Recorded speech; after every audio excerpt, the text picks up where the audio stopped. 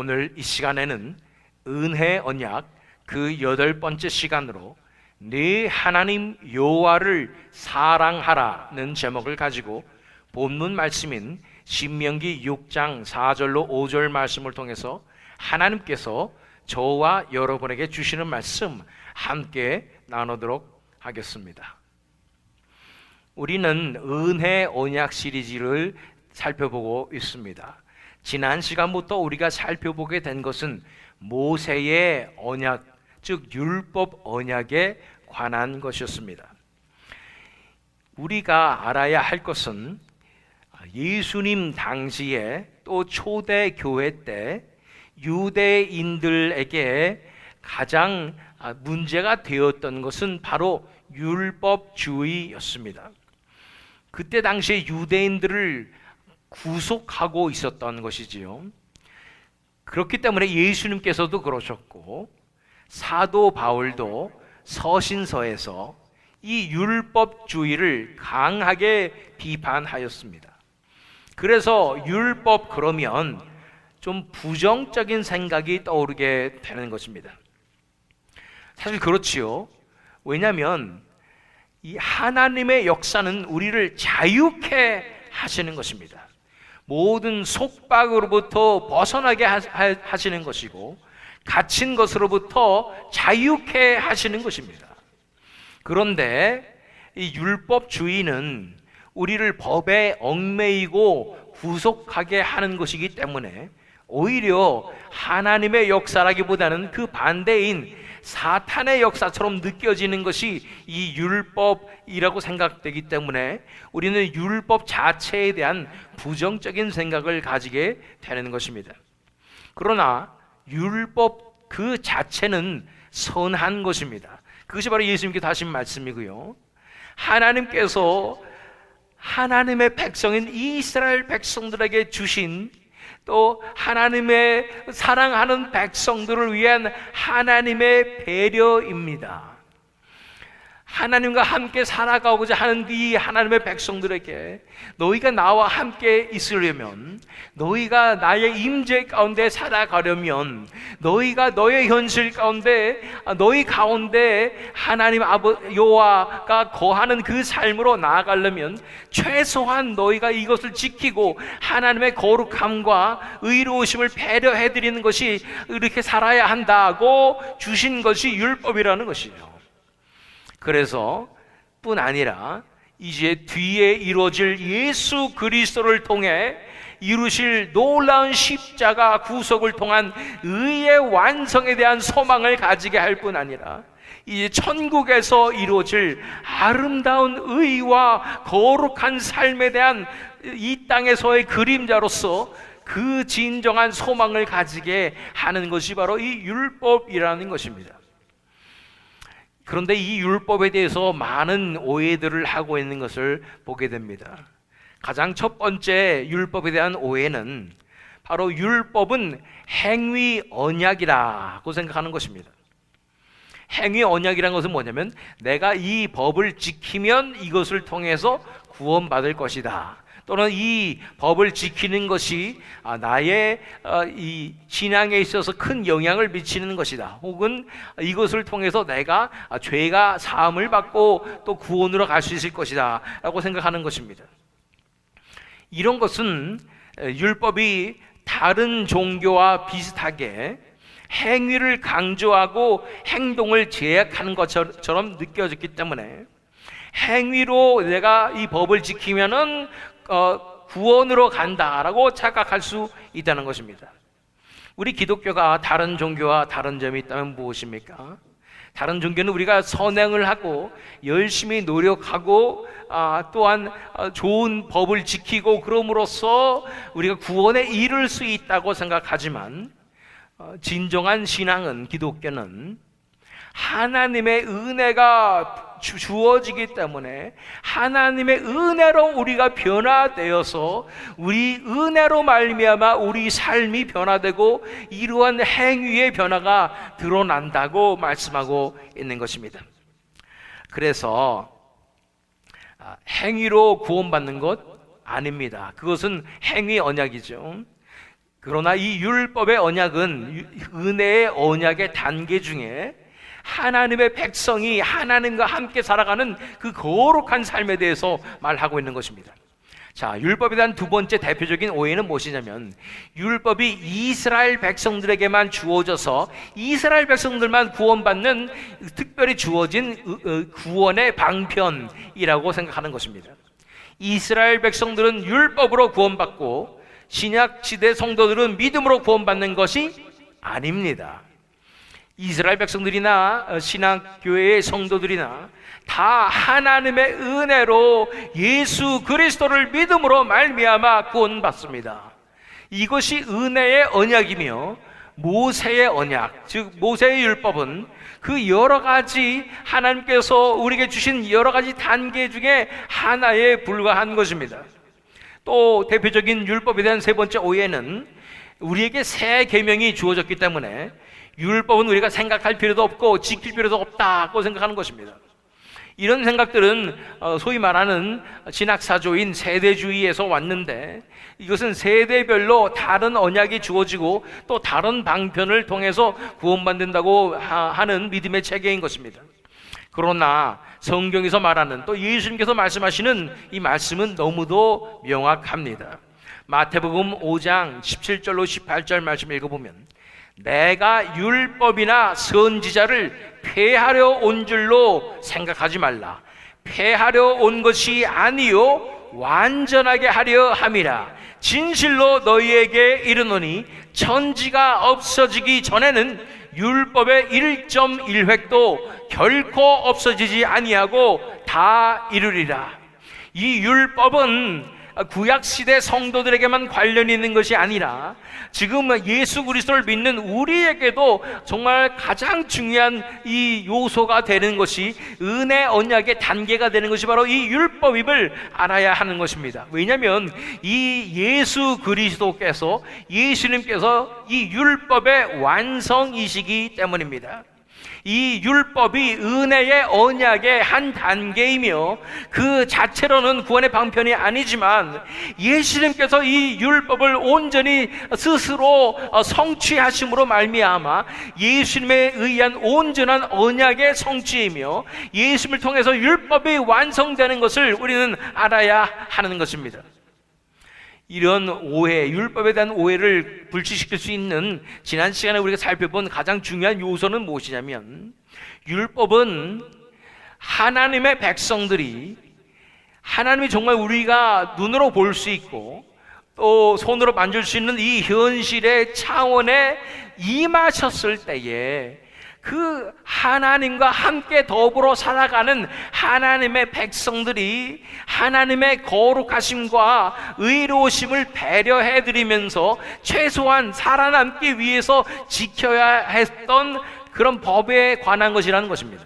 그래서 정결법도 있고 제사법도 있고요. 아주 복잡했지요. 그것은 왜냐하면 정말로 이스라엘 백성들 가운데 신의 산에 하나님께서 임하시고, 또한 성막 가운데 하나님께서 계셨고, 또한 이 가나안 땅 가운데서도 성소 가운데 하나님께서 계셨기 때문에 그 하나님을 배려해드리고, 또 하나님께서는 이스라엘 백성들을 배려해 주셔서 모든 것을 다 지키게 하지 않으시고 가장 최소한의 것만 지키게 하신 것이 바로 이 율법이라는 것을 바라볼 필요가 있는 것입니다.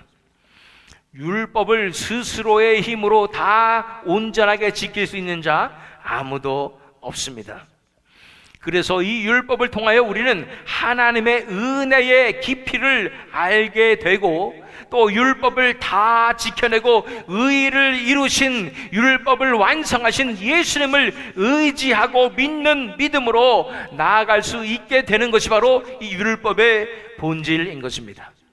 또한 이 율법을 통해서 우리가 볼 수 있는 것은 하나님 나라에서 우리가 어떻게 살아갈까 하는 것을 우리가 엿볼 수 있는 것입니다. 왜냐하면 하나님 나라에서 우리는 하나님과 함께 살아갈 것이기 때문입니다. 하나님께서 백성들과 함께 거하시는 그 삶으로 우리가 나아가게 될 때 그분을 곁에서 섬기며 배우며 그분의 거룩하심을 찬양하며 그분과 함께 예수 그리스도와 함께 왕노릇하는 그 천국의 삶을 엿보게 하는 것이 바로 이 율법의 중요한 의미와 목적 중에 하나인 것입니다. 자, 은혜 언약에 단계가 있다고 그랬습니다. 그래서 첫 번째 단계는 창세기 3장 15절에 원형 복음이었고, 그리고 우리는 노아의 언약, 또 아브라함의 언약을 살펴보았고, 또 모세의 언약이 바로 이 4단계였고, 지난 시간에 살펴본 것이 바로 지난 시간부터 시작된 것이 바로 이 율법 언약에 관한 것이었습니다. 이 본문 말씀인 신명기 6장을 통해서 예수님께서 말씀하신 이 율법의 진정한 본질과 의미를 우리가 함께 배우면서 그래서 더욱 굳건한 믿음으로 나오는 저와 여러분 되시기를 이 시간 축원합니다. 오늘 우리가 살펴볼 본문 말씀은 그래서 신명기 6장입니다. 신명기는 우리가 잘 아시다시피 모세가 두 번째로 준 언약이다, 말씀이다. 그래서 신명기예요. 영어로는 듀테로노미. 그래서 두 번째 언약이라는 뜻입니다. 왜 두 번째죠? 이 광야 1세대들은요 전부 다 광야에서 죽임을 당했습니다. 그래서 제2세들만 살아남아서 그들에게 다시 하나님의 말씀과 언약이 선포되어야 했기 때문에 이 신명기를 통해서 모세가 제2세들에게 주은 하나님의 말씀을, 언약을 다시 한번 새롭게 하는 말씀이 바로 신명기 말씀이었던 것입니다. 그래서 신명기에 하나님의 언약의 말씀이 시작되는 것이 바로 신명기 6장 1절로 2절 말씀입니다. 이는 곧 너희의 하나님 여호와께서 너희에게 가르치라고 명하신 명령과 규례와 법도라. 너희가 건너가서 차지할 땅에서 행할 것이니 곧 너와 네 아들과 네 손자들이 평생에 네 하나님 여호와를 경외하며 내가 너희에게 명한 그 모든 규례와 명령을 지키게 하기 위한 것이며 또 내 나를 장구하게 하기 위한 것이라. 하나님께서 창조주 하나님이신 온 땅을 만드시고 다스리시는 그 하나님께서 친히 하나님의 백성들과 함께 사시겠다고 결정하시고 이 땅에 오셔서 신의 산에 임재하시고 또한 성소를 만들게 하시고 성막을 만들게 하셔서 그곳에 함께 사시는 것이 하나님의 뜻이었고, 그렇기 때문에 그 하나님께서 하나님의 백성들과 함께 사는 이 삶이 광야에서 끝난 것이 아니고 가나안 땅까지 이어지게 되는 것입니다. 여기까지 말씀드렸는데 참 놀랍습니다. 우리 새미듬 장로교회 성도님들은 참 놀라운 것 같아요. 이런 말씀은 정말 이 요새 시대에 누가 이런 말씀을 앉아서 집중해서 들을 수가 있겠습니까? 너무도 깊은 말씀이고 또 신학적인 지식들인데 그럼에도 불구하고 이렇게 집중해서 앉아서 들으시는 이런 것들 하나님의 놀라운 은혜인 줄 믿습니다.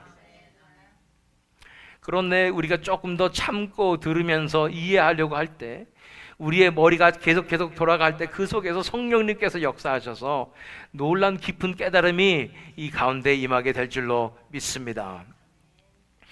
그래서 하나님의 함께 하시는 것, 하나님께서 백성들 가운데 거하시는 그 놀라운, 어떻게 보면 말도 안 되는 그 기적의 역사가 이스라엘 백성들의 삶 가운데 가나안 땅까지 이어지게 될 때 너희가 어떻게 살아야 하는가에 대해서 말씀해 주시는 것이 신명기 말씀이라는 것이고, 보면 곧 너와 네 아들과 네 손자들이 평생에 네 하나님 여호와를 경외하며 내가 너에게 명한 그 모든 규례와 명령을 지키게 하기 위한 위한 것이며 또 내 날을 장구하게 하기 위한 것이라. 그래서 이 명령을 지키면 너희가 나와 함께 살 수 있을 뿐 아니라 나와 함께 있음으로 당연히 부어질 그 놀라운 은혜와 축복을 받아 누리기 위함이다 라고 말씀하시는 거예요. 그 축복은 무엇입니까? 3절 말씀을 읽어보면 이스라엘아 듣고 삼가 그것을 행하라. 그리하면 네가 복을 받고 네 조상들의 하나님 여호와께서 네게 허락하신 같이 젖과 꿀이 흐르는 땅에서 네가 크게 번성하리라. 만약 우리가 전능하신 하나님과 함께 잘 살아갈 수 있다면, 하나님이 우리 가운데 계시다면, 우리 이스라엘 백성들의 입장에서 생각해 볼 때 우리 지인 가운데 하나님께서 계시다면 우리는 당연히 번성하게 될 것입니다.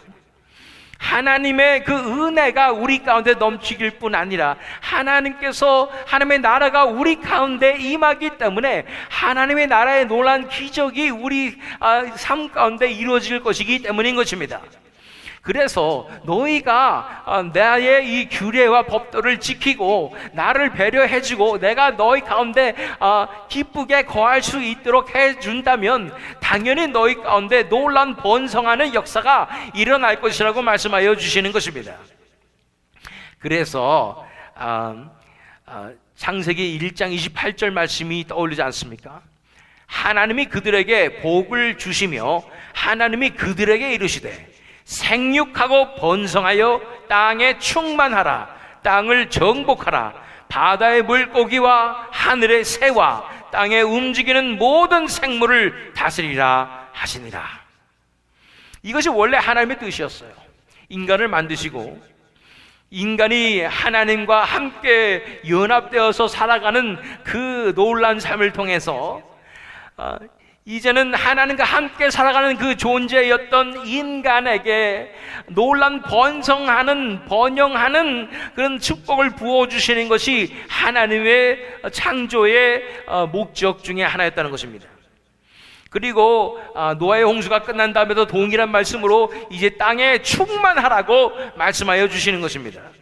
그 하나님께서 이스라엘 백성들, 이제는 한 백성 민족을 불러주셔서 애굽 땅에서 이끌어내시고 광야를 거쳐서 훈련시키시고 가나안 땅에 입성하게 하심으로써 그 하나님의 백성들 가운데 하나님께서 거하시는 그런 놀라운 나라가 이루어지게 하심으로 말미암아 그들을 온 땅 나라들이 바라보게 될 때 하나님께서 함께 하시는 그 나라가 어떠한 나라이며 진정한 열매 맺는 백성들이 어떤 백성들인지를 보여주시는 것입니다.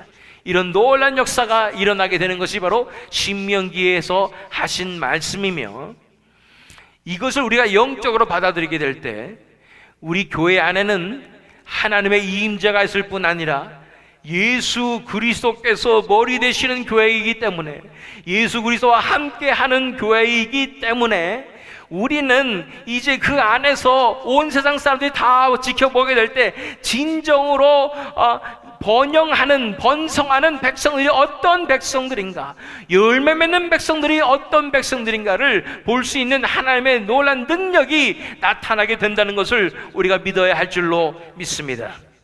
자, 이런 측면에서 오늘 본문 말씀을 바라봅니다. 본문 말씀인 신명기 6장 4절로 5절 말씀입니다. 이스라엘아 들으라. 우리 하나님 여호와는 오직 유일한 여호와이시니 너는 마음을 다하고 뜻을 다하고 힘을 다하여 내 하나님 여호와를 사랑하라. 결국은 이 모세를 통해서 하나님께서 율법을 주시고 그 율법의 가장 중요한 이 본질을, 진수를 말씀하여 주시는데, 다른 거 다 잊어버려도 괜찮으니까 가장 본질적인 율법의 가장 본질은 무엇이냐면 바로 네가 마음을 다하고 뜻을 다하고 힘을 다하여 네 하나님 여호와를 사랑하라 하는 것이라는 것입니다. 율법이 겉으로 나타나는 행위를 제약하고 통제하는 것 같지만 결국은 율법은 뭐에 관한 것이냐면 바로 하나님을 내 모든 것을 다해서 사랑하는 것이라고 말씀하고 있는 것입니다. 이것에 대해서 예수님께서도 말씀하시죠. 마태복음 23장 23절 말씀입니다. 화 있을진저 외식하는 서기관들과 바리새인들이여, 너희가 박하와 회양과 근체의 11조는 들이되 율법에 더 중한 바 정의와 긍휼과 믿음은 버렸도다. 그러나 이것도 행하고 저것도 버리지 말아야 할지니라. 예수님께서 말씀하시는데 이 율법이 중요하지만 율법의 겉으로 나타나는 행위적인 그 행동이 중요하지만 그것보다 더 중요한 것은 무엇이냐면 그 안에 들어있는 율법의 의미이고 율법의 정신이라고 말씀하여 주시는 것입니다. 그 정신은 바로 하나님 나라의 정의와 하나님의 마음인 긍휼함과 믿음이라고 말씀하여 주시는 것입니다. 율법 안에 담겨있는 그 하나님의 뜻을 알고 하나님의 마음을 아는 것이 중요하다고 예수님께서 가르쳐 주시는 것입니다. 그러면서 25절 26절 말씀을 읽어보면 화 있을진저 외식하는 서기관들과 바리새인들이여, 잔과 대접의 겉은 깨끗이 하되 그 안에는 탐욕과 방탕으로 가득하게 하는도다. 눈먼 바리새인이여, 너는 먼저 안을 깨끗이 하라. 그리하면 겉도 깨끗하리라. 율법을 지킨다고 이스라엘 백성들은 율법주의에 빠져서 자신의 겉의 행위를 통제하고 잘 살려고 노력하는 그 삶을 살았습니다. 그래서 겉으로 보는 모습에는 경건하고 거룩한 모습이 나타나고 또한 신앙 좋은 사람처럼 비춰지게 되지만 그들이 겉의 모습을 다른 사람들에게 보이는 것에 치중하였기 때문에 그들의 마음은 전혀 변화가 없었다고 말하고 있는 것입니다. 그 결과 회칠한 무덤 같이 되는 것입니다. 회칠한 무덤은 무엇입니까? 무덤은 가장 불결하고 더러운 것이죠. 그런데 겉에만 칠해 놓은 거죠. 회를 칠해 놔가지고 깨끗한 것처럼 포장해 놓은 것이죠. 그것을 외식한다고 얘기하는 것입니다. 겉으로는 치장한다는 것이죠. 이런 것은 진정한 신앙이 아니다 말씀하시는 것이죠. 하나님께서 말씀하시는 복음의 역사는 이렇게 겉으로 내 행동만 내가 통제해가지고 좋은 사람처럼 선행하는 것처럼 그렇게 사는 것이 결코 아닙니다. 진정한 신앙은 내가 진짜 변하는 것입니다. 내 존재가 변하는 것입니다. 나의 인격이 변화되는 것입니다. 내 삶 가운데 내 기질 자체에 변화가 생기는 것입니다. 이 율법의 진정한 목적은 우리의 마음을 변화시켜 주시는 것입니다. 우리 안이 변화되는 것입니다. 내 안에 전에는 악독한 생각들과 계획들로 가득했던 이 내 이기적인 생각이 변화되어서 내 안에 깨끗한 마음이 부어지고 그래서 그 변화된 마음으로 살아가다 보니까 겉으로 행동도 자연스럽게 나타나게 되는 것입니다. 그런 변화가 진짜 변화이고 인간은 절대로 변하지 않는다. 이것이 만고의 진리처럼 느껴지지만 단 예외가 있습니다. 진정으로 예수님 만난 자들은 변화됩니다. 그들의 마음부터 변화되어서 그들의 삶의 변화가 나타나고 삶의 변화의 열매가 맺혀지기 시작하는 것입니다. 그렇기 때문에 율법을 볼 때도 우리가 겉의 행동에 치중해야 합니까? 그렇지 않습니다. 율법의 정신이 중요하다는 것입니다. 율법의 정신은 바로 사랑입니다. 하나님을 사랑하는 것입니다. 그래서 예수님께서는 마태복음 22장 37절로 40절 말씀에 이렇게 말씀하고 있습니다. 예수께서 이르시되 내 마음을 다하고 목숨을 다하고 뜻을 다하여 주 너의 하나님을 사랑하라 하셨으니 이것이 크고 첫째 되는 계명이요 둘째도 그와 같으니 내 이웃을 내 자신과 같이 사랑하라 하셨으니 이 두 계명이 온 율법과 선지자의 강령이니라. 그래서 예수님께서 율법을 한마디로 표현하셨는데 바로 사랑이라는 거예요. 하나님을 내 모든 것을 다해서 사랑하고 이웃들을 사랑하는 것이 바로 이 온 율법과 선지자의 강령이라고 말씀하여 주시는 것입니다. 율법은 결국은 사랑에 관한 것이었구나 라는 것을 깨닫게 되는 것입니다. 다시 본문 말씀으로 돌아와서 이스라엘아 들으라. 우리 하나님 여호와는 오직 유일한 여호와이시니 너는 마음을 다하고 뜻을 다하고 힘을 다하여 내 하나님 여호와를 사랑하라. 사랑하면 되는 거예요. 율법은 결국은 하나님 사랑하면 되는 거예요. 그러면 다 율법 지킨 거나 마찬가지죠. 왜냐하면 하나님 사랑하면은 내 삶 가운데 이러한 율법의 의의를 완성하는 그 변화가 우리 삶 가운데 일어난다니까요. 그러니까 하나님 사랑하면 게임 끝이에요. 쉽죠. 하나님 사랑하면 끝입니다. 근데 어떻게 사랑하냐? 첫 번째, 마음을 다해서 사랑해야 된다고 말하는 것입니다. 마음을 다한다는 것은 무엇입니까? 내 마음 자체에 모든 부분이 다 하나님으로 다 채워져서 내 관심사와 내 생각과 나의 모든 목적과 이것이 다 하나님이라는 거예요. 소시적에 첫사랑에 빠진 그 청소년들 보면 한 사람만 생각해가지고 다른 사람이 들어올 수도 없고 다른 아무것도 들어올 수 없고 마음에 아무것도 없습니다. 그냥 마음이 다 채워져 있잖아요. 이런 것처럼 하나님으로 다 마음이 채워지는 것이 하나님을 사랑하는 것이라고 말씀하고 있는 것입니다. 마음을 다해서 하나님을 사랑해야 된다고 말씀하시는 것입니다. 두 번째는 뜻을 다하고, 뜻은 우리의 의지를 얘기하는 것이죠. 우리의 의지를 다해서 그 어떤 것도 나를 방해할 수 없고 어떤 것도 나를 막을 수 없어요. 나는 오직 하나님 한 분만 사랑한다는 그 의지를 가지고 사랑한다는 것이죠. 세 번째는 힘을 다하여, 나의 모든 것을 다 힘을 다해서, 목적을 다해서, 내 가진 목숨을 다해서 하나님만을 사랑한다고 말씀하고 있는 것입니다. 한마디로 하나님이 나의 100%가 다 되는 것입니다. 이게 하나님을 사랑한다는 거예요. 하나님을 사랑하는 것과 반대되는 것이 뭔지 아십니까? 하나님을 사랑하는 그 사랑과 반대되는 것은 바로 내 자신에 대한 사랑입니다. 내 자신을 사랑하는 것과 하나님을 사랑하는 것은 아주 반대가 돼서 원수가 되는 것입니다.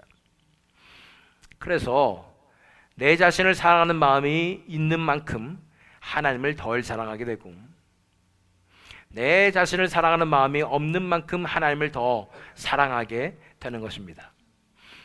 절대적으로 100이라는 숫자가 있다면 내가 하나님을 90 사랑하면 나는 10 사랑하는 거고, 내가 내 자신을 90 사랑하면 하나님은 10만 사랑하는 것이 되는 것입니다. 이것이 하나님도 100 사랑하고 나도 100 사랑하고 이렇게 하면 좋겠는데 결코 우리 마음은 그렇지가 않습니다. 그런데 성경에서 요구하는 것은 내 마음을 다하고 뜻을 다하고 힘을 다하여 주 너의 하나님을 사랑하라 말씀하셨으니 너무나 높은 기준 아니겠습니까? 하나님이 100이 되는 그 사랑을 하라는 것입니다. 왜 하나님을 사랑하는 것과 내 자신을 사랑하는 마음이 원수가 될까요? 왜냐하면 우리는 하나님만을 사랑하고 하나님 안에서만 기쁨을 찾고 하나님의 사랑으로 온전하게 되기 위해서 창조를 받은 사람들입니다. 예전에 제가 그런 말씀 드린 적이 있지만 예를 들어서 요새 말로 하면 드론 아시죠? 드론 장난감을 어떤 아이가 받았어요. 그런데 배터리는 인클루드 안 돼 있는 거죠. 들어있지 않는 거죠. 그러니까 이 드론 장난감을 보고 아이가 이게 도대체 뭘까? 그러면서 비행기 모양 비슷하니까 손으로 들고 장난하면서 야 날라다닌다 하고 그렇게 놀고 있으면은 그 드론의 뭔지를 이 아이가 아는 것입니까? 모르는 것입니까? 이 드론으로서의 이 역할을 이 드론이 하고 있는 것입니까? 못하고 있는 것입니까? 못하고 있는 것이지요. 이 드론은 저절로 날아다니기 위해서 그렇게 스스로 힘으로 날아다니고 그래서 사람들이 조종할 수 있게 그렇게 창조됐는데, 사람이 손으로 붙잡고 이렇게 날른다고 해서 그게 드론의 참 모습은 아니잖아요. 이 드론도 스스로 그렇게 생각할지 몰라요. 나는 이렇게 사람들이 손을 붙잡고 장난치는 게 나의 목적인가 보다, 그렇게 살았을지 모르겠어요. 어느 날 드론에게 갑자기 배터리가 딱 주어집니다. 그 순간 윙 하니 날개가 돌아가며 내 자신이 이런 존재구나 하는 걸 처음으로 드론이 깨닫게 되는 거예요. 우리는요, 하나님이라는 이 하나님으로 우리 마음이 채워지면 그때서 우리가 어떤 존재임을 깨닫게 됩니다. 우리는 이렇게 세상에서 아등바등 살아가면서 내 자신을 위해서, 내 가족들만을 위해서 그렇게 살아가라고 지음받은 사람들이 아니었던 거예요. 우리는 창조주이신 하나님과 연결되어서 그분의 능력으로 말미암아 능력 있고 아름답게 그렇게 이 세상에서 살 뿐 아니라 이제 앞으로 다가올 세상에서 예수 그리스도와 왕노릇하기 위해서 특별하게 지음받은 존재라는 것을 우리는 알아야 하는 것입니다. 그렇게 하나님으로 내 마음이 채워질 때까지는 우리가 모르는 거예요. 그런데 우리는 자꾸만 내가 내 자신만 사랑하는 이 이기적인 사랑을 다른 말로 하면, 성경에서 말하는 다른 말로 하면 죄라고 말합니다. 그렇게 죄악 가운데 살아가면서 내 자신만 위하며 다른 사람을 내가 착취하며 어떻게 해서든 다른 사람으로부터 나는 더 어떻게 유익을 얻을 것인가, 이런 이기적인 생각을 가지고 죄 가운데 살아가는 것이 우리 인간이기 때문에, 하나님만을 100% 사랑하는 그 삶은 정말 하나님께서 처음부터 우리에게 계획하신 일이고, 그래서 그 영광스러운 삶으로 나아갈 수 있게 하지만, 내 자신을 사랑하는 그 마음이 조금이라도 있을 때 우리는 온전하게 하나님을 사랑할 수 없게 되는 것입니다. 그렇게 따지면 누가 하나님을 마음 가운데 100% 하나님만을 사랑할 수가 있겠습니까? 이것이 우리 인간에게 가능하게 하겠습니까? 확실한 것은 우리 인간의 힘으로는 절대로 불가능하다. 그렇기 때문에 율법을 통해서 구원받을 사람은 아무도 없습니다. 스스로 선해질 수 있는 사람도 아무도 없습니다. 스스로 구원으로 나갈 수 있는 자도 아무도 없다는 것입니다. 하나님의 놀라운 은혜가 부어진 이후에야 이러한 일들이 가능하게 되는 것입니다. 어떻게 하나님의 은혜가 부어지면 이런 일이 가능할까요? 그것은 바로 사랑에 관한 이야기입니다. 요한일서 4장 9절로 10절 말씀입니다. 하나님의 사랑이 우리에게 이렇게 나타난 바 되었으니 하나님이 자기의 독생자를 세상에 보내심은 그로 말미암아 우리를 살리려 하심이라. 사랑은 여기에 있으니 우리가 하나님을 사랑하는 것이 아니요 하나님이 우리를 사랑하사 우리 죄를 속하기 위하여 화목제물로 그 아들을 보내셨음이라. 우리는 사랑이 뭔지를 모릅니다. 우리에겐 사랑이 없어요. 이것을 빨리 깨닫으면 우리가 놀라운 은혜 가운데로 나갈 수 있는 줄 믿습니다. 내가 사랑이 있는 줄 알고 나의 사랑을 믿고 의지하고 살아가면 우리는 우리 자신에게 배신당합니다. 소시 쪽에 티네이저 이럴 때 연애하고 그러면은 치기 때문에 내가 당신을 영원히 사랑하리라 영화에 대해서 나오는 것처럼 그렇게 스스로 마음도 그렇게 믿고 하지만 조금 있으면은 얼마나 사람의 마음이 간사한지 out of sight, out of mind.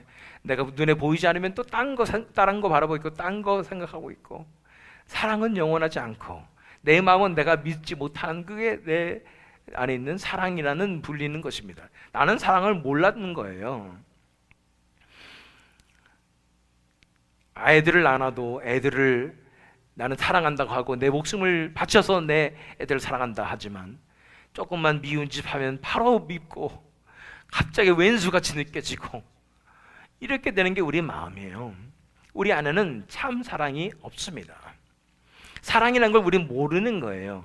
그러니 결혼해서도 내가 사랑받겠다고 하고 사랑하겠다고 해서 결혼해봤자 뭐 조금만 지나면 그 호르몬이 끝나면 어떻게 됩니까? 얼마 안 갔잖아요, 호르몬은. 그러면 서로 그냥 죽자 사자 원수가 되는 거죠. 그냥 서로 사랑을 모른다 어떻게 사랑하는 부부가 되겠어요? 그렇게 살면서도 나는 사랑이 원래 있었는지 자꾸 착각하니까 사랑을 기대하다가 그렇게 계속 포기하지 못하고 가면은 뭐 이혼해야지 어떡하겠어요? 그렇게 되는 거예요. 근데 진짜 사랑을 알게 되는 은혜가 부어진다면, 그 사랑을 만난다면 우리는 우리 마음 가운데 정말로 사랑이 무엇인지를 깨닫는 역사가 일어나는 것입니다. 제가 그랬어요. 저는 이 시대에 마지막 남은 로맨티스트다 생각하고 그렇게 살았어요. 나는 그렇게 사랑할 수 있는 사람이다 생각했는데 내 말도 못 지키는 내 자신을 보면서 너무 한탄스럽고 그렇게 살았는데, 어느 날 제가 하나님의 사랑을 만났어요. 하나님의 사랑이 내게 부어진 바 됐는데, 하나님의 사랑이 깊게 깨달아지게 됐는데 제 마음에 채워진 거예요. 마치 드론의 배터리가 채워진 것처럼 제 마음 가운데 하나님의 사랑이 딱 채워지는 순간 저는 이게 사랑이구나라는 걸 알게 됐어요. 이 사랑은요 엄청난 것입니다. 이 사랑은 엄청난 능력이 있는 것입니다. 이 사랑은 나 같은 이 사이코패스 같이 다른 사람에 대해 겨들떠보지 않고 무심했던 내 자신이 완전 변화되어서 하나님만을 사랑하고 하나님께 내 모든 것을 다 바칠 수밖에 없는 그 엄청난 능력이 있는 것이 그 하나님의 사랑입니다.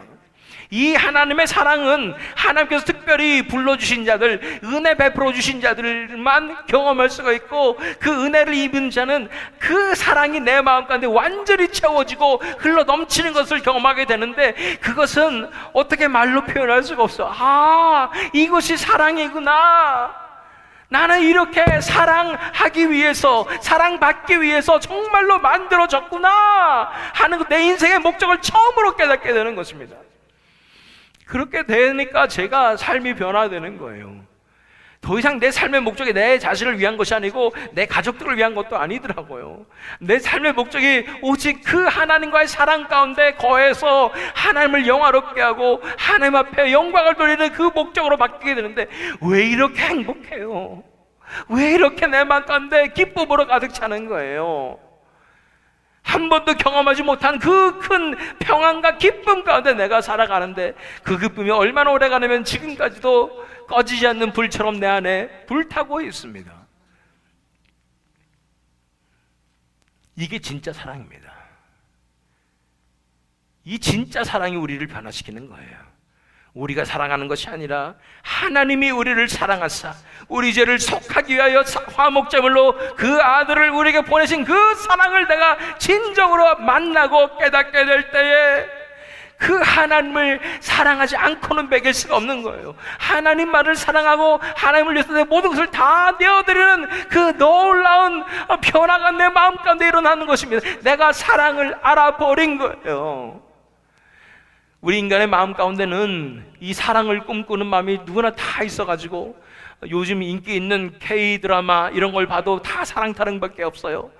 그래서 지겹고 지겹잖아요. 사랑 타령하기. 사랑이 뭐 별건가, 밥 먹여주나 이런 생각 들고 있는데, 진짜 하나님의 사랑을 깨닫게 되면 인생은 정말 사랑에 관한 것이었구나 라는 것을 깨닫게 됩니다.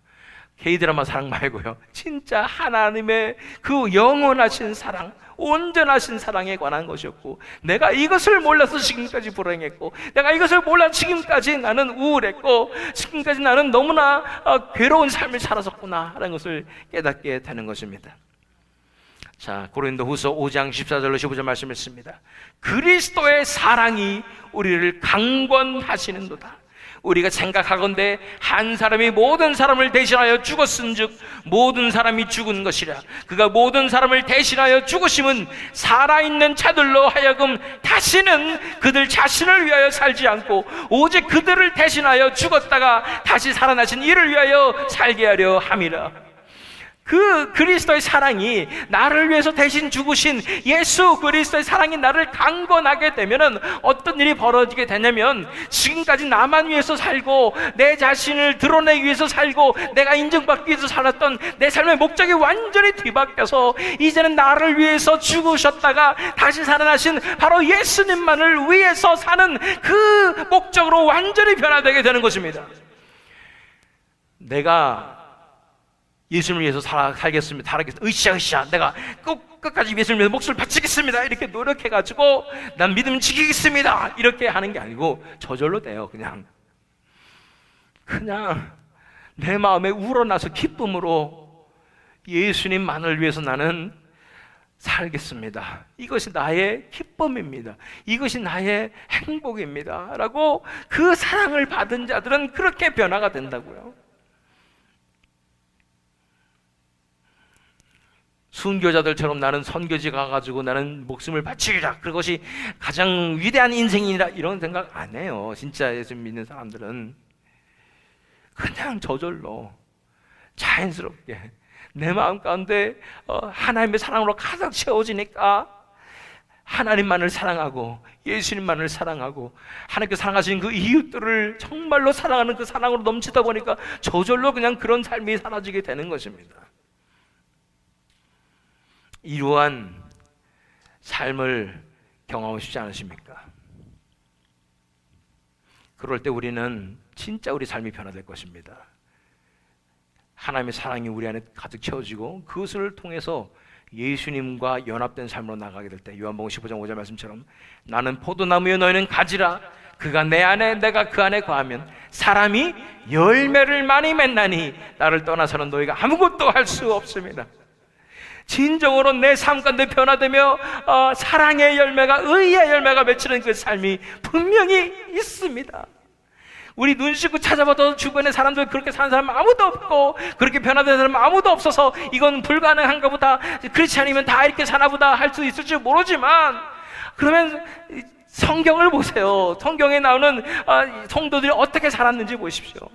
그것도 너무 먼 얘기 같다면은 교회 사회에 나오는 이 부흥의 때의 역사를 보십시오. 그 성도들은 어떻게 살았나를 보십시오. 이거 정말로 실존하고 실제합니다. 이것을 이 세대에 알려줘야 합니다. 이것이 사라져서 다들 그냥 이렇게 살면 괜찮은 신앙생활처럼 생각하고 있는 이 세대 가운데 진짜 이런 진짜 신앙이 실존한다는 것을 알려줘야 하는 줄 믿습니다. 그것이 제가 맡은 사명이고 제가 그것을 경험했기 때문에 제가 이것을 이 세대에 전파하는 것이 저의 사명인 줄 믿습니다. 진짜 있습니다. 사모하시기 바랍니다. 정말로 내가 하나님의 사랑을 그토록 깊게 만나는 그 놀라운 은혜를 사모하십시오. 간구하십시오. 나에게도 이루어지게 해주시옵소서. 나도 인생의 참 목적과 참 의미를 깨닫는 그 역사가 일어나게 해주시옵소서. 간구하십시오. 간절히 찾는 자에게 하나님께서 반드시 은혜로서 역사해 주실 것입니다. 누구든지 주의 이름을 부르는 자는 구원을 얻으리라. 간절히 하나님께 부르짖으십시오. 나에게도 이 은혜를 내려주셔서 나도 이 하나님의 사랑을 만나게 하여 주시옵소서. 내 삶이 송두리째 변화되며 이제 내 삶이 완전히 의미가 바뀌고 목적이 바뀌는 그 진정한 회심의 역사로 나를 이끌어 주시옵소서. 간절히 부르짖고 기도하실 때 이 하나님의 사랑을 만나서 삶이 변화될 뿐 아니라 이 하나님의 사랑으로 하나님 앞에 영광 돌리며 나아가는 우리 모두가 될 줄로 믿습니다. 그래서 내 삶 가운데 예수님께서 주시는 그 놀라운 사랑의 열매, 의의 열매를 맺어서 하나님 앞에 영광 돌리시는 우리 모두가 될 줄로 믿습니다. 이러한 여러분 되시기를, 또한 이 새 믿음 장로교회 되기를 예수 그리스도의 이름으로 축원합니다.